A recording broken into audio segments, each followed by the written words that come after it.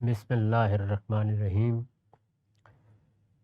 عن ابی ہریرہ رضی اللہ عنہ قال قال رسول اللہ صلی اللہ علیہ وسلم صلاۃ فی مسجدی ھذا خیر من الف صلاۃ فیما سواہ الا المسجد الحرام۔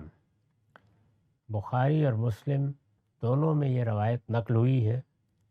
یہاں اس کا رقم ہے 692۔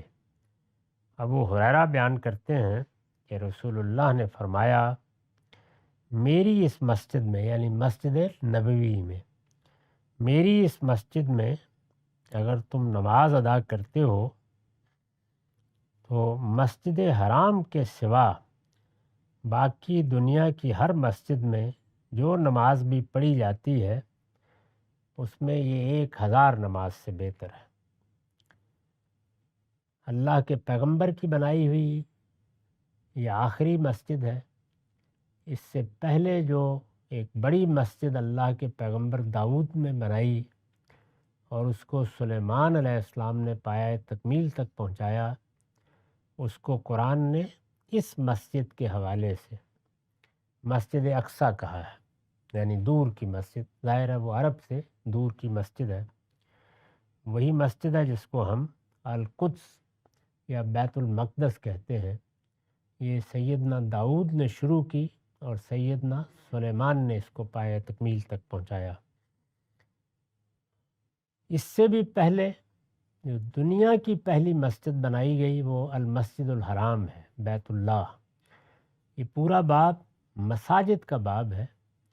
اس میں اب یہ تعارف کرایا جا رہا ہے کہ اللہ کی وہ مسجد جس میں تم حج کرنے کے لیے جاتے ہو وہ ابراہیم کی بنائی ہوئی مسجد ہے۔ اس کا درجہ، اس کا مرتبہ، اس کی برکت دنیا کی ہر مسجد سے زیادہ ہے۔ اس کے ساتھ کسی مسجد کا کوئی تقابل نہیں ہے۔ اس کے بعد پھر ارشاد ہوا کہ یہ میری مسجد ہے اور اس کے علاوہ بیت المقدس بھی ہے، یعنی وہ ایک مسجد بھی ہے۔ تو مسجد نبوی میں اگر تم عبادت کرتے ہو، نماز پڑھتے ہو تو اس کا کیا اجر ملے گا، اس کو یہاں بیان کیا گیا ہے۔ اس سے مقصود یہ ہوتا ہے کہ بندہ اپنے اندر جو اپنے پروردگار کی طرف بڑھنے کا جذبہ رکھتا ہے، اس کو سامنے رکھ کر اگر کسی خوگرے پیکرے محسوس کی طرح سفر کا ارادہ کرے تو یہ مسجدیں ہیں جو اس کے سفر کی منزل بن سکتی۔ یعنی اگر کبھی دل چاہے کہ میرے پروردگار کی رحمت و برکت کا پے در پے نزول جن جگہوں پر یا جن مساجد میں ہو رہا ہے، میں وہاں جاؤں، وہاں جا کر عبادت کروں، میں اپنا سر نیاز اپنے پروردگار کے سامنے رکھوں، تو وہ یہ مسجدیں ہیں۔ ان میں پھر ظاہر ہے کہ آدمی سفر کر کے جاتا ہے، دور سے جاتا ہے، ہمت کر کے ارادہ کر کے وہاں پہنچتا ہے۔ یہ آسان نہیں ہوتا۔ جتنا دور ہوگا اس کے لحاظ سے اتنی ہی مشقت اٹھانی پڑے گی۔ اللہ اس کا صلہ دیتے ہیں۔ وہ صلہ کیا ہے؟ وہ یہ ہے کہ وہی عبادت جو دنیا میں کسی اور جگہ کی جائے تو ظاہر ہے کہ اپنا ایک مقداری اجر رکھتی ہے، اس کو کئی گنا بڑھا دیتے ہیں۔ چنانچہ یہاں مسجد نبوی کے بارے میں یہ بیان فرمایا۔ وعن ابی سعید الخدری قال قال رسول اللہ صلی اللہ علیہ وسلم لا تشد الرحال الا الى ثلاثة مساجد مسجد الحرام والمسجد الاقصی و مسجدی ھذا۔ ابو سعید خدری بیان کرتے ہیں کہ رسول اللہ نے فرمایا، کسی مسلمان کے لیے یہ موضوع نہیں کہ وہ خاص عبادت کی غرض سے رخت سفر باندھ کر سفر کرے اور پہنچے اور یہ چاہے کہ اس کو برکت حاصل ہو، وہ کسی خاص جگہ پہ جا کے اللہ کی عبادت کرے، سوائے 3 جگہوں، 3 مسجدوں کی۔ اس کو عام طور پر ہمارے فقہاء ایسے بیان کرتے ہیں کہ شد رحال صرف 3 ہی مسجدوں کے لیے کیا جا سکتا ہے۔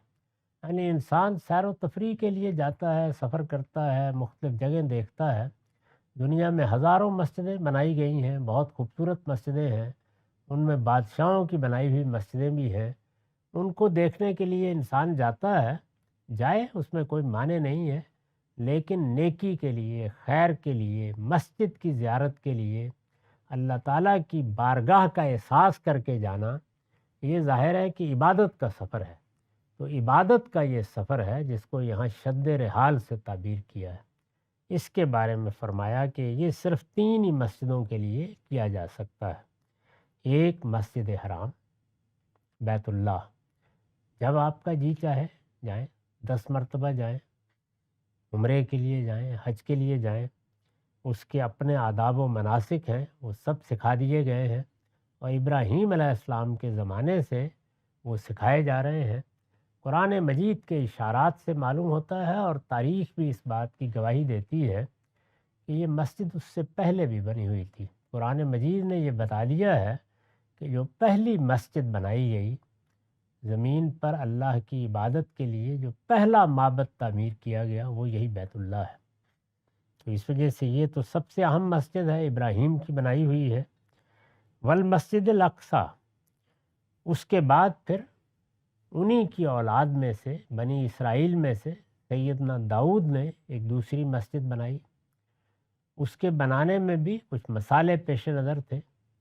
بنی اسرائیل کو ایک ذمہ داری دی گئی تھی، اس ذمہ داری پر جس زمانے میں وہ فائز کیے گئے، اس میں اگر ان سے کہا جاتا کہ وہ بنی اسماعیل جس مسجد کے متولی ہیں، سارے معاملات وہاں جا کے کریں، تو یہ بہت مشکل ہو جاتا، ایک بڑا امتحان ہوتا ان کے لیے۔ چنانچہ ایک مسجد، ایک عبادت گاہ ان کے لیے بھی بنا دی گئی، جو قبلہ رخ ہونے میں اسی مسجد کی جانب تھی۔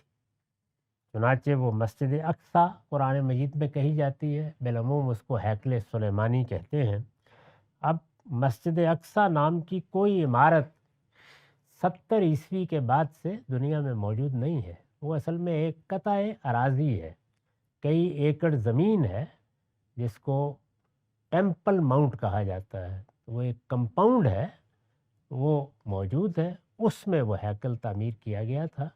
تو مسجد جب پیغمبر بنا دیتے ہیں تو پھر وہ مسجد ہے قیامت تک، اس میں کوئی عبادت کے لیے عمارت بنے نہ بنے، اس میں زمین پر 2 صفیں بچھا لی جائیں، وہ مسجد ہی ہے۔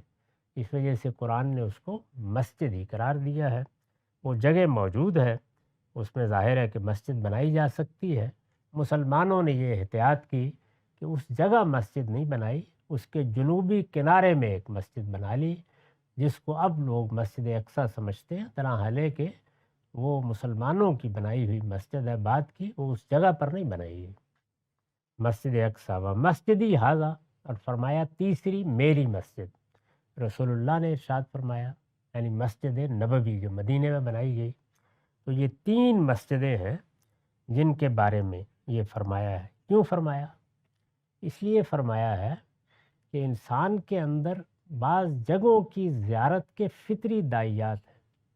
یہ وہی چیز ہے جس کو بیان کیا گیا ہے کہ خوگرے پیکرے محسوس ہے انسان کی نظر۔ یہ جو بت پرستی ہے وہ بھی اصل میں انسان کی اسی کمزوری سے پیدا ہوتی ہے، وہ علامتیں بناتا ہے، اور پھر ان کے معاملے میں ایک جذباتی تعلق استوار کر لیتا ہے۔ تو اللہ تعالیٰ نے انسان کے اس جذبے کی رعایت کی، لیکن اس کے لیے کوئی بت نہیں پیش کیا، مسجد بناؤ، اللہ کی عبادت گاہ بنا لو۔ تو ابراہیم کی بنائی ہوئی عبادت گاہ اپنے اندر بڑی برکتیں رکھتی ہیں، اس کا ذکر خاص طور پر قرآن میں آیا ہے کہ وہ کیا کیا برکتیں اور رحمتیں ہیں جو اس کا احاطہ کیے رہتی ہیں۔ ایسا ہی مسجد اقصی کا معاملہ ہے، اسی طرح کی صورتحال مسجد نبوی کی ہے۔ تو مقصد یہ ہے کہ یہ جذبہ اگر پیدا ہو تو ان مسجدوں کے لیے رخت سفر باندھو۔ اس کے علاوہ اگر زیارت گاہیں بناؤ گے اور قبروں کی پرستش کرو گے تو ان کی مٹی بیچو گے اور کچھ حاصل نہیں ہوگا۔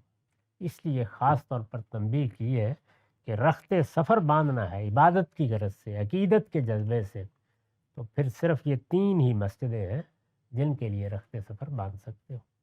وآخر دعوانا الحمدللہ رب العالمین۔